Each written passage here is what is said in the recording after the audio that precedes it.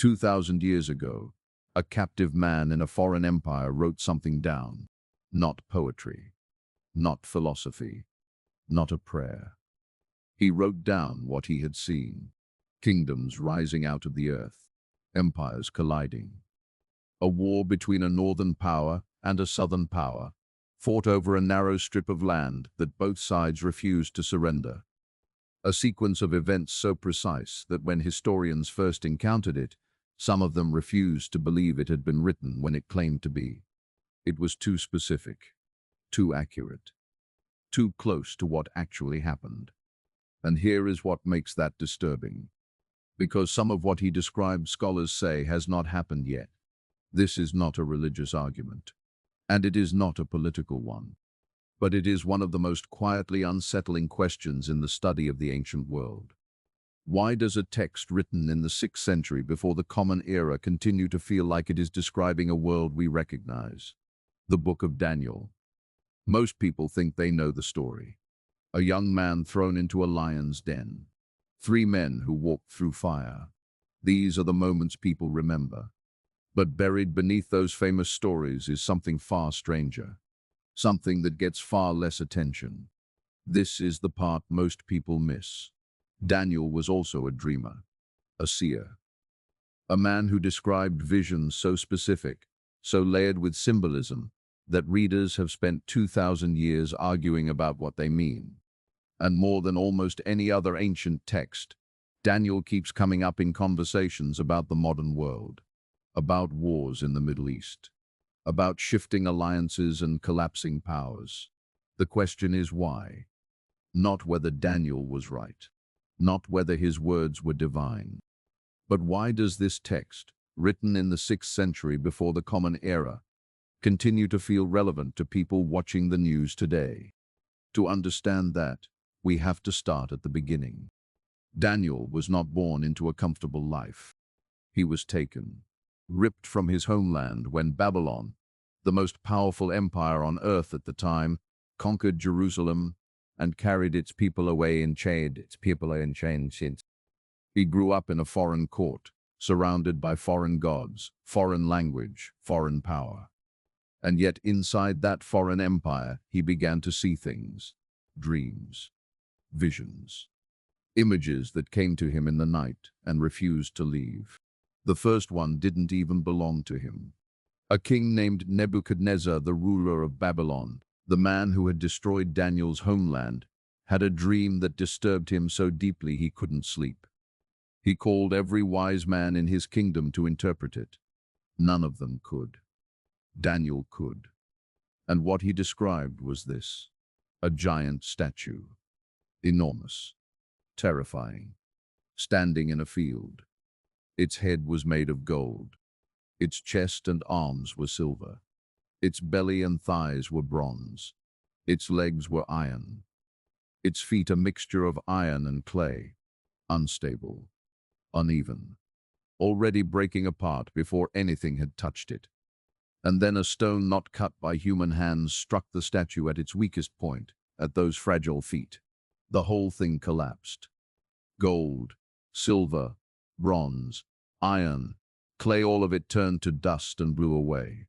The stone then grew and grew until it filled the entire earth. But this is where it gets strange. Daniel's interpretation was precise. Each material represented a kingdom. Each kingdom would rise, rule, and fall, one after another, in sequence. Gold was Babylon, the current empire. Powerful, magnificent, but temporary. Silver was the next kingdom, less glorious, but broader. Bronze was the one after that, expanding further. Iron hard, crushing, breaking everything in its path. A kingdom unlike the others. And those feet of clay mixed with iron, a divided kingdom. A power that looked strong, but was already fracturing from within. Scholars who study this text historically have matched these kingdoms to real empires with striking consistency. Babylon, the Medo-Persian Empire, Rome, and Rome's fragmented successor states, the divided kingdoms of Europe and the Near East. Whether you accept that interpretation or not, the structure of the vision is what matters. Because Daniel was not describing one event. He was describing a pattern. Empires rise. They peak. They fracture. They fall. And something they cannot control eventually replaces them. That pattern, that specific sequence, is what makes Daniel unusual. And it is only the beginning. The second major vision is darker, more unsettling. Daniel himself had this one, and unlike the statue, which was orderly, structured, almost architectural, this vision was chaotic. He saw four beasts rising out of a churning sea. The first was like a lion with eagle's wings, but the wings were torn off, and it was made to stand upright like a man. The second was like a bear, raised up on one side, with 3 ribs in its mouth. And a voice told it, "Arise, devour much flesh." The third was like a leopard, but with 4 wings and 4 heads, and it was given authority to rule. The fourth was different from all the others. Daniel himself said he couldn't fully describe it. It was terrifying. It had great iron teeth and 10 horns. It crushed and devoured and trampled what remained. These 4 beasts, like the 4 materials of the statue, have been interpreted across centuries as 4 successive world powers. The same sequence, told in a different language. Not the clean language of architecture, but the violent language of predators. Something doesn't add up about that shift. The statue was seen from the outside, from the perspective of a spectator. The beasts came from within the chaos, from the sea, from disorder, from the depths. Some scholars read this as Daniel saying something about the nature of power itself. That kingdoms, regardless of how they present themselves as glorious, as golden, as divine, are in their essence predatory. That is a thought that doesn't age. But it is Daniel 11 that makes modern readers stop cold. Chapter 11 is unlike anything else in the book. There are no beasts rising from the sea, no colossal statues, no sweeping cosmic imagery. There is just a voice, speaking quietly, deliberately, and it is giving a military briefing. A king will arise who is powerful. He will do as he pleases. He will answer to no one, not to his advisors, not to his predecessors, not to the gods his fathers worshipped. He will honor a god of fortresses instead, a god of war, a god his ancestors never knew. He will move south. The southern kingdom will resist. Armies will mobilize on both sides. Alliances will be made in secret and broken in the open.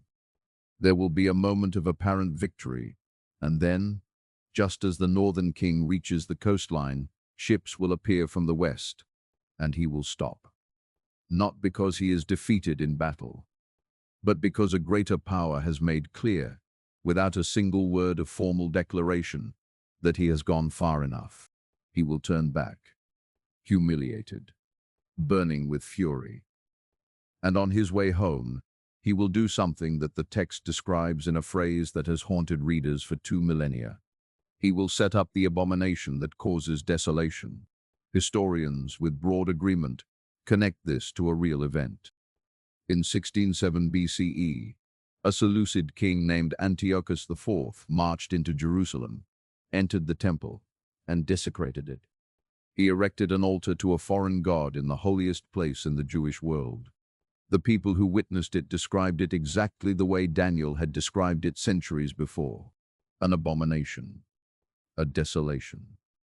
And then, just as the text said, he met his end, far from home, alone, with no one to help him. That much is agreed upon by most historians. But here is where it gets complicated, because some interpreters stop there. They say this is ancient history, fully explained, fully resolved. The vision was about Antiochus. End of story. Others disagree. They look at the language of Daniel 11 and say the text doesn't stop with Antiochus. That somewhere in the chapter the scholars argue over exactly where the voice shifts, from describing what happened then to describing what will happen again. And those people look at the modern Middle East, at the same geography, The same fault lines, a northern power and a southern power, pressing density, that has been fought over for 3,000 years, and they say, this feels familiar. Now here is where we need to pause, because the word familiar is doing a lot of work in that sentence.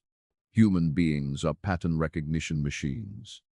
We are wired deeply, evolutionarily wired to find meaning in sequences, to see faces in clouds, to hear rhythms in noise. When we read an ancient text that describes conflict between a northern power and a southern power in the Middle East, and we look at a modern Middle East, or look at a modern map of the same region, reach for connection almost automatically.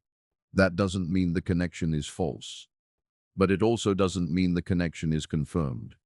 What it means is that something about this region, something about its geography and its position at the crossroads of continents and civilizations, keeps producing the same kinds of conflicts.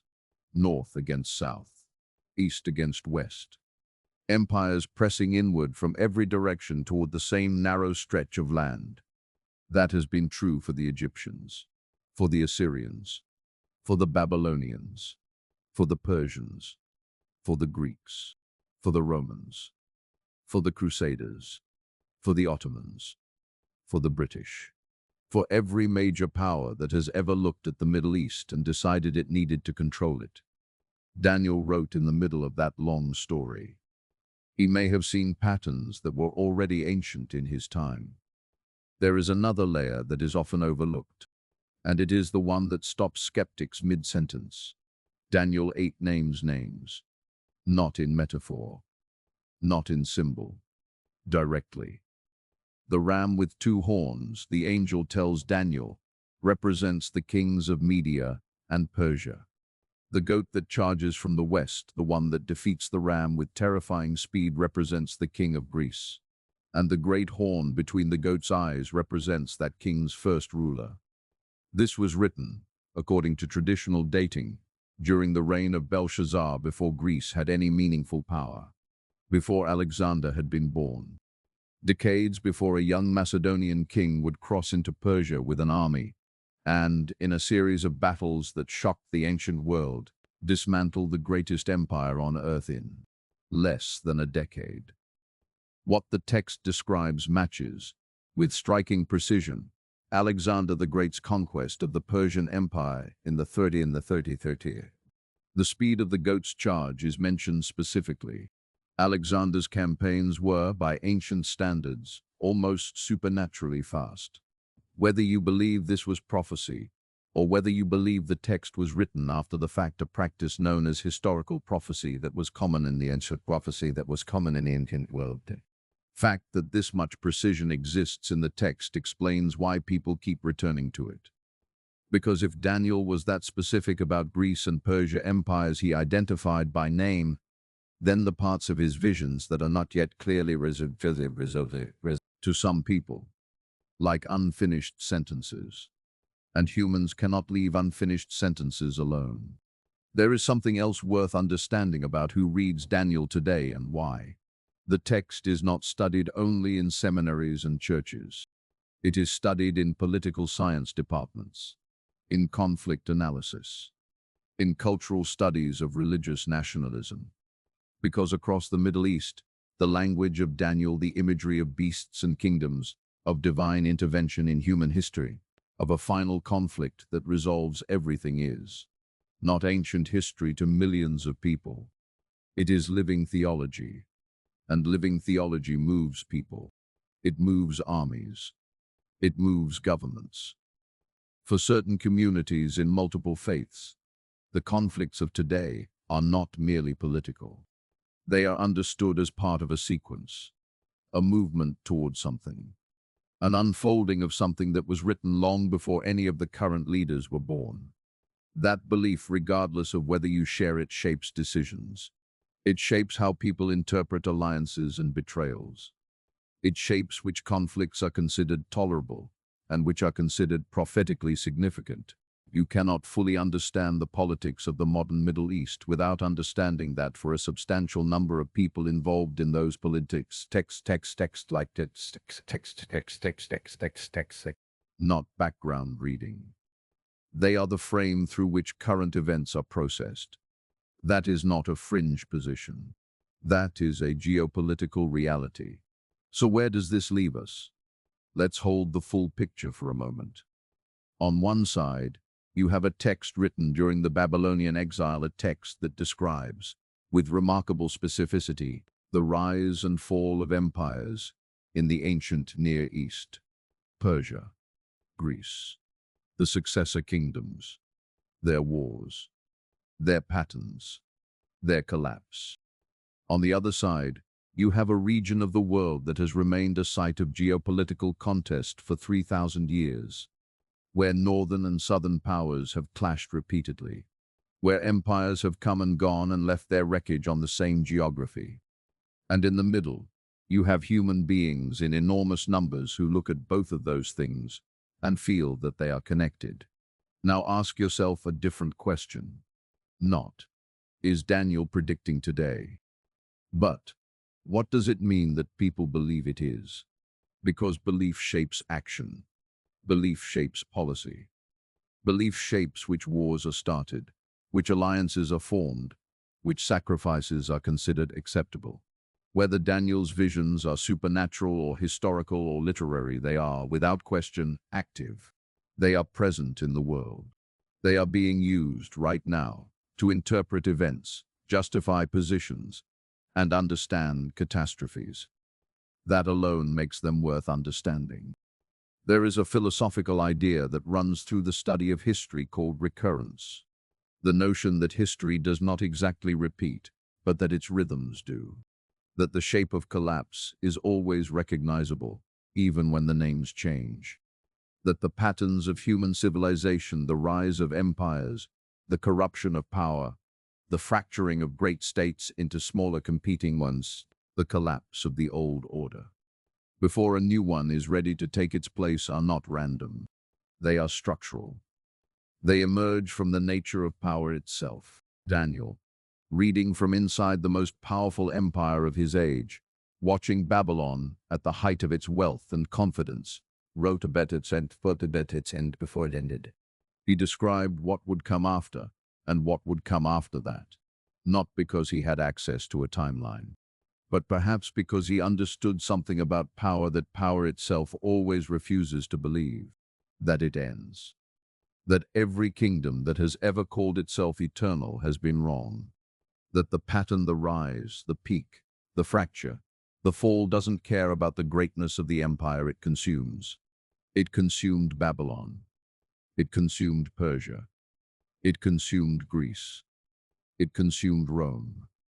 It has consumed every empire that looked at the Middle East and decided that controlling it would make them permanent. This is what makes Daniel strange. Not the beasts. Not the statue. Not the visions themselves. What makes Daniel strange is that it is a book written by a man who had lost everything: his home, his land, his freedom, and instead of writing about this, he wrote about the long view.